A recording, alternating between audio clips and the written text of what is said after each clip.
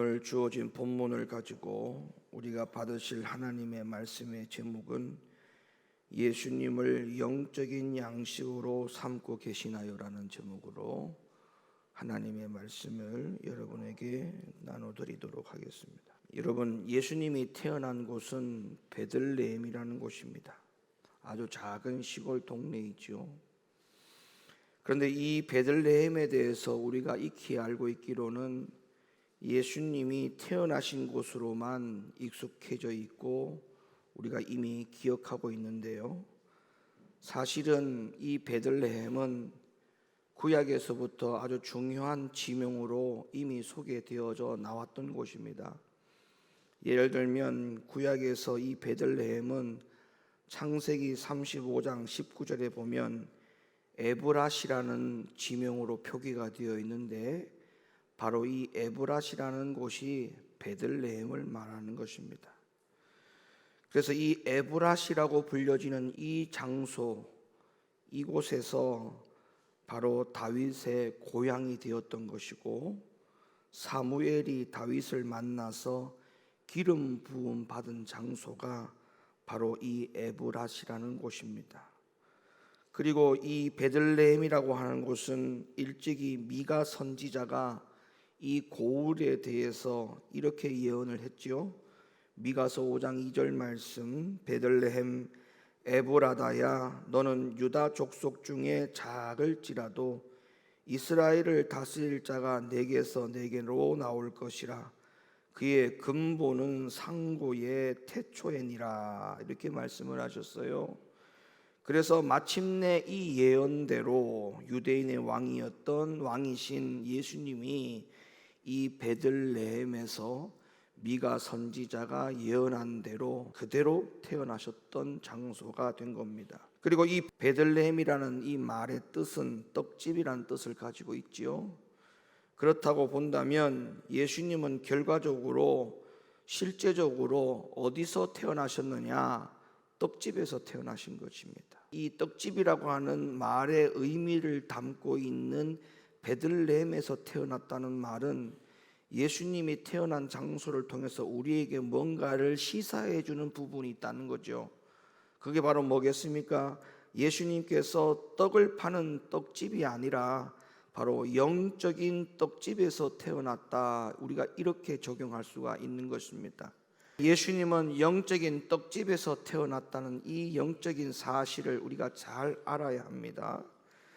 자, 그래서 이런 말씀들을 보면 예수님께서 또한 누우신 자리가 말구유였다라고 성경은 기록하고 있죠. 이 또한 예수님은 영적인 떡집에서 태어나셨다라고 하는 그 장소의 의미가 계속적으로 연속성을 이어가고 있다 해도 과언이 아닙니다. 무슨 말이냐면, 여러분, 구유라고 하는 것은 그릇을 말하는 겁니다.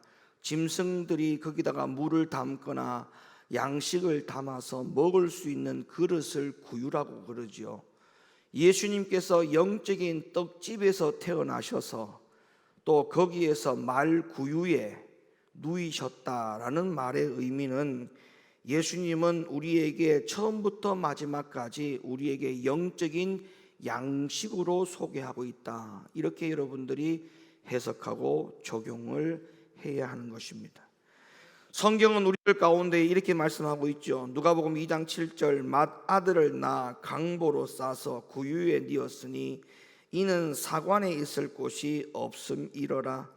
누가복음 2장 12절, 너희가 가서 강보에 쌓여 구유에 누인 아기를 보리니 이것이 너희에게 표적이니라 하더니, 누가복음 2장 16절, 빨리 가서 마리아와 요셉과 구유에 누인 아기를 찾아서, 그러니까 이것은 일종의 예표인 것입니다. 메시지를 말씀해 주고 있는 거예요. 뭐냐 하면, 무슨 예표고 무슨 메시지를 담고 있느냐?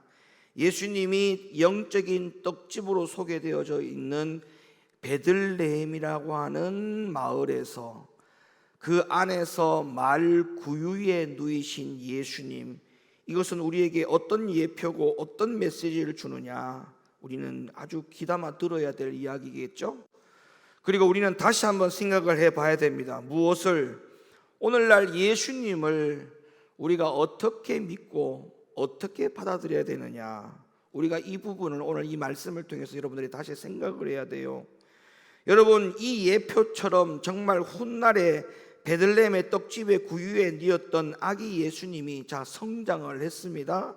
광야에서 굶주린 무리들을 위해서 여러분도 잘 아시다시피 오병이어의 기적을 행하셨지요. 보리떡 5개와 물고기 2마리로 5,000명을 먹이고 12광줄이나 가득 차게 남게 하는 기적을 일으키셨어요. 그리고 예수님은 이러한 기적들을 다 행하신 직후에 하신 말씀이 무엇인지를 봐야 됩니다. 그것이 오늘 본문의 말씀이에요. 요한복음 6장 35절, 예수께서 가라사대 내가 곧 생명의 떡이니 내게 오는 자는 결코 줄이지 아니할 터이요 나를 믿는 자는 영원히 목마르지 아니하니라. 아멘. 47절, 진실로 진실로 너희에게 이르노니 믿는 자는 영생을 가졌나니 내가 곧 생명의 떡이로라. 너희 조상들은 광야에서 만나를 먹었어도 죽었거니와 이는 하늘로서 내려오는 떡이니 사람으로 하여금 먹고 죽지 아니하게 하는 것이니라. 나는 하늘로서 내려온 산 떡이니 사람이 이 떡을 먹으면 영생하리라. 나의 줄 떡은 곧 세상의 생명을 위한 내 살이로라 하시니라. 53절 말씀, 예수께서 이르시되 내가 진실로 진실로 너희에게 이르노니 인자의 살을 먹지 아니하고 인자의 피를 마시지 아니하면 너희 속에 생명이 없느니라. 내 살을 먹고 내 피를 마시는 자는 영생을 가졌고 마지막 날에 내가 그를 다시 살리리니 내 살은 참된 양식이요 내 피는 참된 음료로다. 내 살을 먹고 내 피를 마시는 자는 내 안에 거하고 나도 그 안에 거하나니 살아계신 아버지께서 나를 보내심에 내가 아버지로 인하여 사는 것 같이 나를 먹는 그 사람도 나로 인하여 살리라. 이것은 하늘로서 내려온 떡이니 조상들이 먹고도 죽은 그것과 같지 아니하여 이 떡을 먹는 자는 영원히 살리라. 이뿐만 아닙니다. 요한계시록을 보면 또한 이렇게 기록이 되어 있어요. 요한계시록 2장 17절 말씀, 귀 있는 자는 성령이 교회들에게 하시는 말씀을 들을지어다. 이기는 그에게는 내가 감추었던 만나를 주고 또 흰 돌을 줄 터인데 그 돌 위에 새 이름을 기록한 것이 있나니 받는 자 밖에는 그 이름을 알 사람이 없느니라. 이 말씀에서 감추인 만나가 바로 누구를 말씀하고 있냐면 예수님을 가리키는 것이죠. 이처럼 성경은 일관성 있게 한 번도 변함이 없이 예수님을 어떻게 소개하고 있느냐? 생명의 떡, 생명의 양식, 그리고 요한계시록에서는 생명의 만나, 이렇게 소개하고 증거하고 있는 것을 우리는 분명히 확인할 수가 있죠. 근데 여러분, 문제는 여기서부터 이제 생각을 해봐야 됩니다. 생명의 양식, 떡, 만나, 이것은 안에 있어야 되는 겁니까? 밖에 있어야 되는 겁니까? 양식은 안에 두지 밖에 두는 사람이 없어요.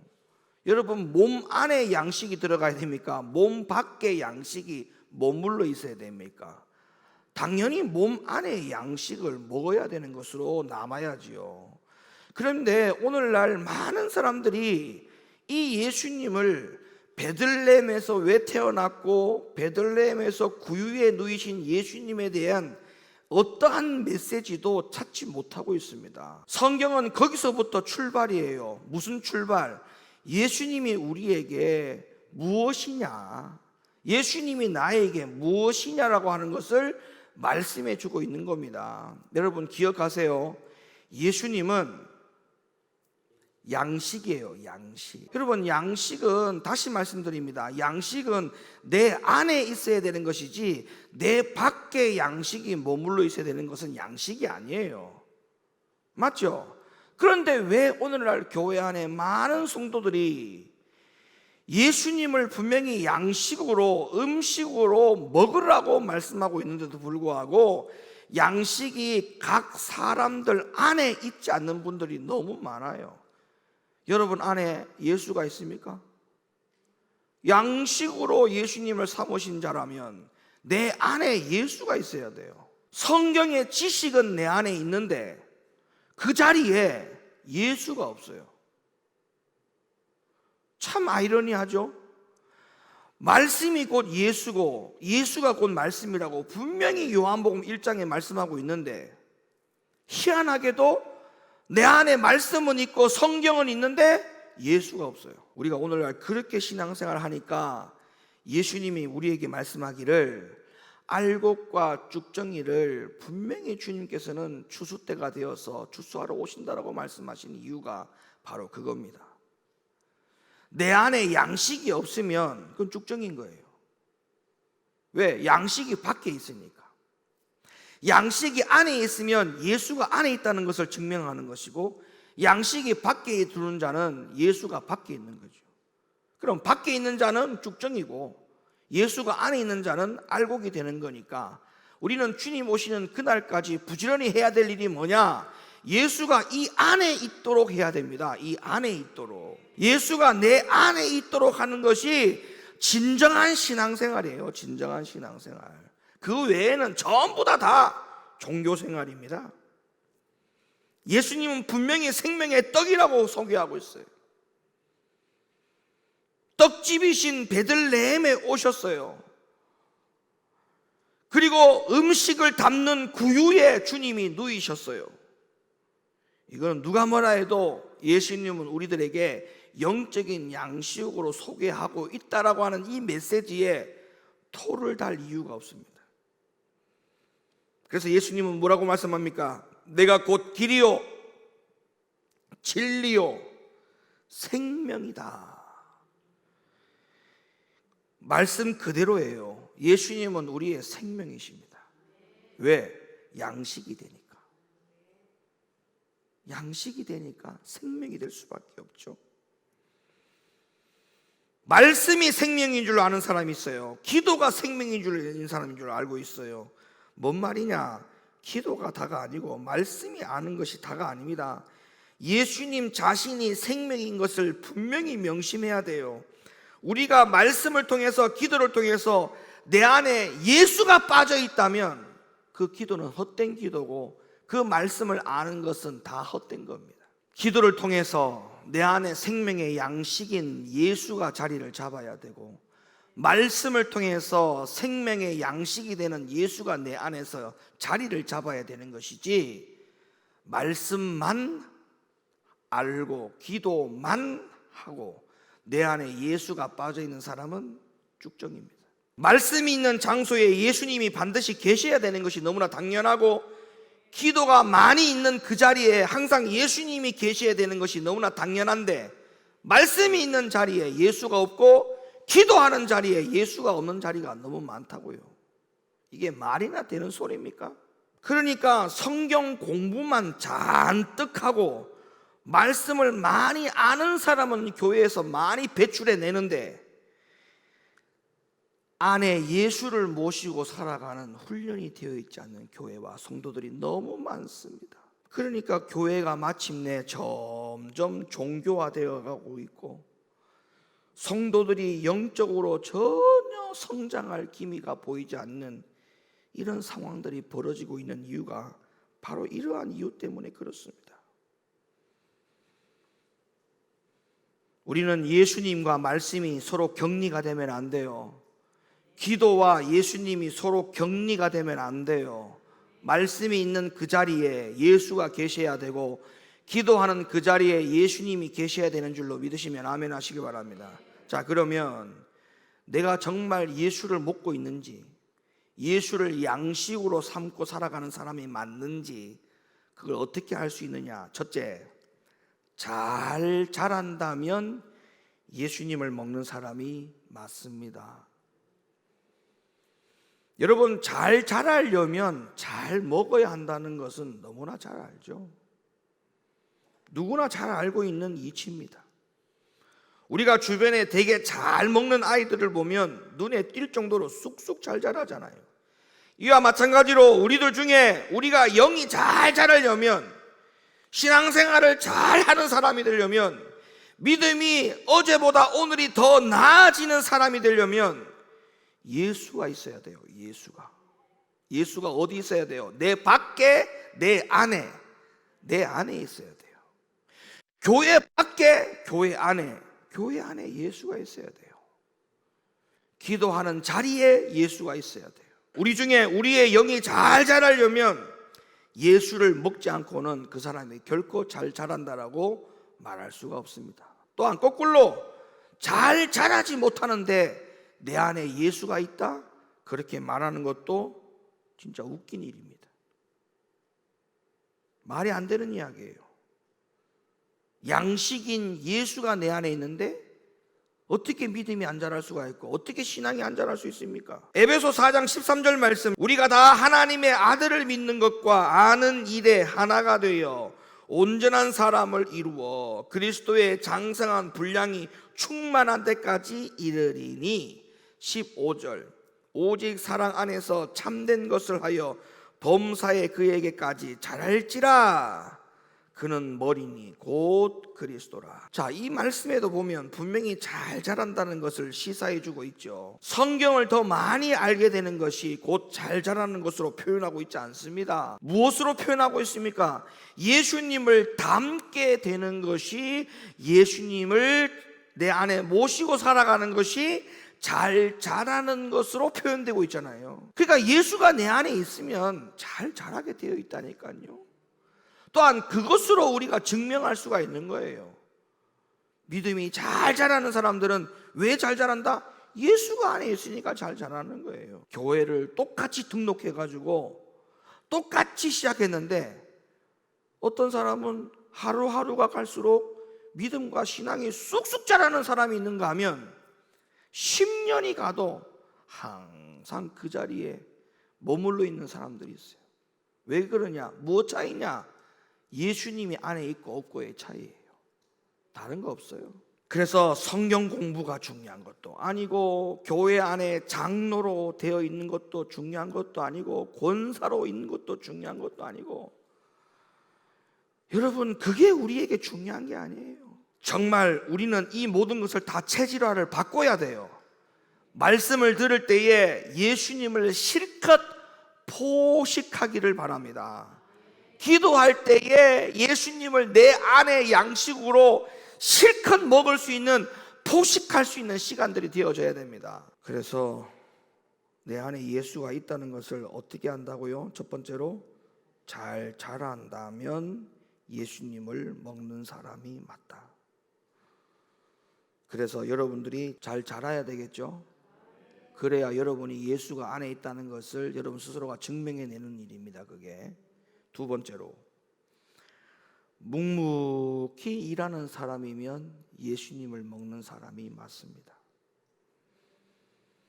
바울은 데살로니가후서 3장 10절에서 이렇게 말합니다. 우리가 너희와 함께 있을 때에 너희에게 명하기를 누구든지 일하기 싫어하거든 먹질로 말라 하게 하였더니.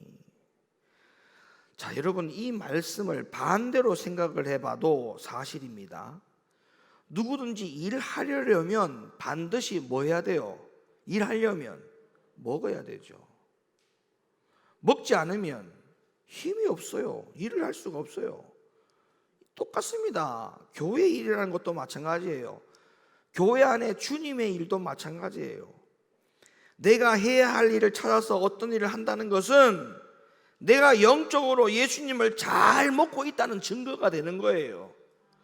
시켜도 안 하는 거는 그건 말할 것도 없고, 시켜도 안 하는 거는 예수가 없는 거고, 더 말할 것도 없고, 그거는 내가 해야 될 일을 알아서 교회 안에서 주의 일들을 보면서 살펴보면서 내가 해야 될 일을 알아서 찾아야 하는 사람은 내가 영적으로 예수님을 잘 먹고 있다는 증거가 되는 거예요. 우리가 지금까지 신앙생활을 해오면서 우리 주변들을 봐도 잘 아시지 않습니까? 교회 안에서 기도 많이 하는 사람이라고 당연히 교회 일을 하는 게 아니더라고요. 교회 안에서 직분을 가지고 있다 해서 교회 일을 당연히 하고 있는 것이 아니더라고요. 교회를 오래 다니면 훨씬 더 많이 아는 사람이라서 훨씬 더 교회 안에서 자기가 해야 될 일들을 더 많이 찾을 줄 알았더니 그런 것도 아니더라고요. 열심만 있다고 해서 교회 일을 끝까지 하는 것도 아니더라고요. 처음에는 열심 가지고 합니다. 하지만 나중에 가면 갈수록 처음보다 못한 모습으로 교회 일을 하는 사람들이 부지기수예요. 왜 그렇습니까? 기도만 했지 예수님을 먹지 못해서 그래요. 말씀을 듣기만 들었지 그 말씀에서 예수를 먹지 못해서 그래요. 말씀은, 문자적인 말씀은 내 안에 먹었는데 예수를 먹지 못했어요. 그래서 예수님을 먹고 힘을 내는 사람은 교회 안에서 이렇게 일을 하는 일꾼이 될 수 있어요. 고린도후서 6장 3절, 우리가 이 직책이 회방을 받지 않게 하려고 무엇에든지 아무에게도 거리끼지 않게 하고 오직 모든 일에 하나님의 일꾼으로 자천하여 많이 견디는 것과 환난과 궁핍과 곤란과 매맞음과 갇힘과 요란한 것과 수고로움과 자지 못함과 먹지 못함과 깨끗함과 지식과 오래 참음과 자비함과 성령의 감화와 거짓이 없는 사랑과 진리의 말씀과 하나님의 능력 안에 있어 의의 병기로 좌우하고 영광과 욕됨으로 말미암으며 악한 이름과 아름다운 이름으로 말미암으며 속이는 자 같으나 참되고 무명한 자 같으나 유명한 자요 죽은 자 같으나 보라 우리가 살고 징계를 받은 자 같으나 죽임을 당하지 아니하고 근심하는 자 같으나 항상 기뻐하고 가난한 자 같으나 많은 사람을 부요하게 하고 아무것도 없는 자 같으나 모든 것을 가진 자로다. 그러니까 예수님을 먹고 힘을 내는 사람은 이런 일꾼이 될 수밖에 없어요. 근데 이 반대로 생각을 해보세요. 왜 견디지 못하느냐? 왜 이기지 못하느냐? 왜 깨끗함으로 거룩함으로 살지 못하느냐? 예수를 먹지 못하니까, 힘이 없으니까 이겨낼 수 있는 것도 못 이겨내는 거예요. 왜? 힘이 없으니까. 힘이 없으니까. 먹지 못하니까. 먹지 못하니까. 시험이 든다? 배고프고 영적으로 가난해서 그런 거예요. 영적으로 배부름으로 살아보세요. 왜 시험이 드나? 잘 못 먹는 사람이 늘 병에 시달리지 잘 먹는 사람 치고 그렇게 병에 시달린 사람 저는 못 봤어요. 한쪽으로 치우쳐 있는 음식물을 섭취만 해도 몸의 균형을 못 이루어가지고 몸이 고장이 나는 신호가 오지 않습니까? 예수가 부족하면 신호가 온다고요. 모든 영적인 문제의 신호가 오는 이유가 뭐냐? 내 안에 예수가 충분하지 않아서 그래요. 충분하지 않아서. 그래서 두 번째 말씀드렸어요. 묵묵히 일하는 사람이라면 예수님을 먹는 사람이 맞다. 세 번째로, 어떤 사람이면 예수님을 먹는 사람이 맞느냐? 마음이 천국인 사람이면 예수님을 먹는 사람이 맞습니다. 성경에 보면 천국은 배부르는 곳이라고 표현이 되어 있고요, 지옥은 줄인 곳이라고 표현되어 있어요. 예수님도 이 부분을 이렇게 말씀했어요. 누가복음 6장 21절, 이제 줄인 자는 복이 있나니 너희가 배부름을 얻을 것이요 이제 우는 자는 복이 있나니 너희가 웃을 것이며 화 있을진저 너희 이제 배부른 자여 너희는 주리로다. 화 있을진저 너희 이제 웃는 자여 너희가 애통하며 울리로다. 이 모든 말씀의 전체가 다 무슨 비유냐? 천국에 대한 비유죠. 누가복음 16장에 보면 부자와 나사로가 각각 천국과 지옥을 간 사건이 소개되어져 나오는데, 이때 나사로가 가게 된 천국은 배부른 곳이었습니다. 그런데 부자가 가게 된 곳은 지옥이었죠. 어떻게 표현되어 있습니까? 줄인 곳으로 소개되어져 나옵니다.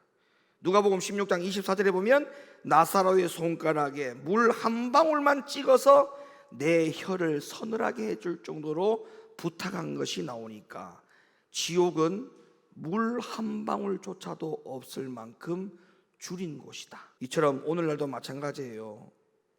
없지만 있는 것처럼 사실은 줄이고 아직 응답이 되지 않았지만 그러나 있는 것처럼, 받은 것처럼, 응답이 된 것처럼 배부르게 사는 것. 다시 말해서 어떠한 문제 앞에서도 지옥처럼 사는 게 아니라 천국처럼 사는 자는 내 안에 예수가 있기 때문에 가능한 거예요. 이제 결론을 내립니다.